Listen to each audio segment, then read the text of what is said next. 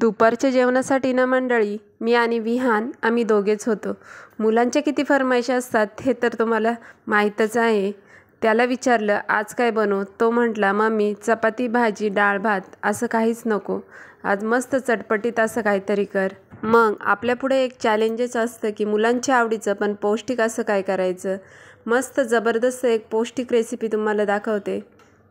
त्यासाठी 3 ते 4 चपात्या होईल एवढी गव्हाची कणिक घ्यायची.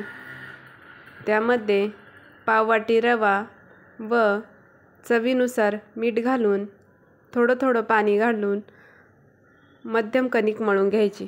जास्त घट्ट पण नाही आणि जास्त पातळ पण नाही अशी कणिक आपल्याला मळून घ्यायची. जर तुमच्याकडे रात्रीची कणिक शिल्लक असेल तरी ती वापरली तरी पण चालेल, पण ती थोडी सैलसर झाली असेल तर त्यामध्ये गव्हाचं पीठ घालून कणिक चांगली मळून घ्यायची. झाकण ठेवून कमीत कमी 15 मिनिटे मुरण्यासाठी ठेवून द्यायची. पर्यंत इथं मी हा सगळा भाजीपाला एकदम पातळ स्लाइसमध्ये कापून घेतला आहे. आता मुरलेली कणिक परत चांगली मळून घ्यायची. माझ्या तोडण्यावरून तुम्हाला कळतच असेल की कणिक किती घट्ट असावी.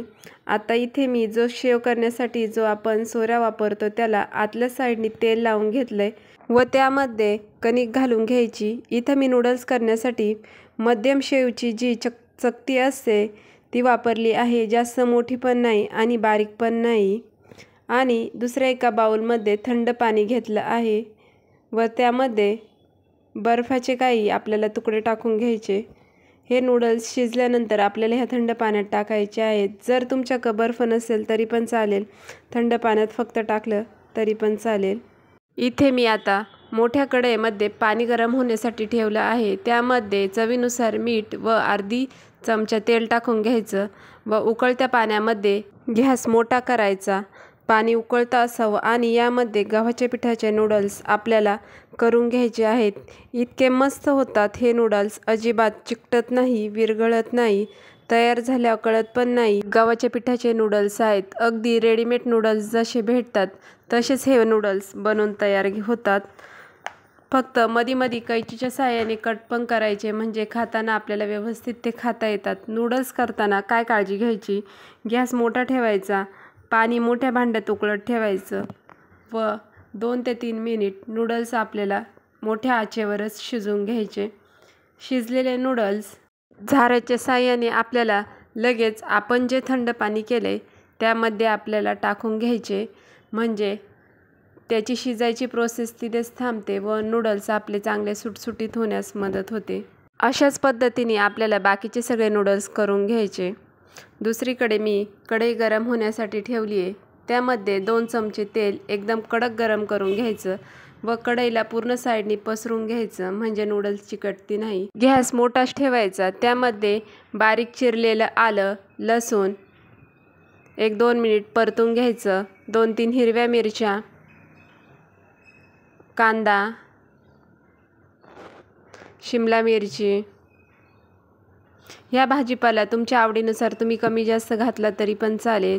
गाजर, कोबी व 2 मिनिट परतून घ्यायचं. आपल्याला हे सगळं करताना गॅस अजिबात बारीक करायचा नाही.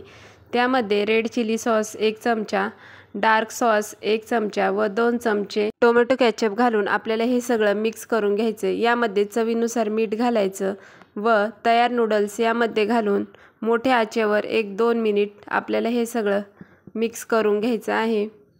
भाजीपाल्यामधला एखादा पदार्थ तुमच्या आवडीनुसार नाही घातला तरी पण चालेल किंवा कमी जास्त किंवा एखादा वेगळा पदार्थ त्यामध्ये घातला तरी पण चालेल.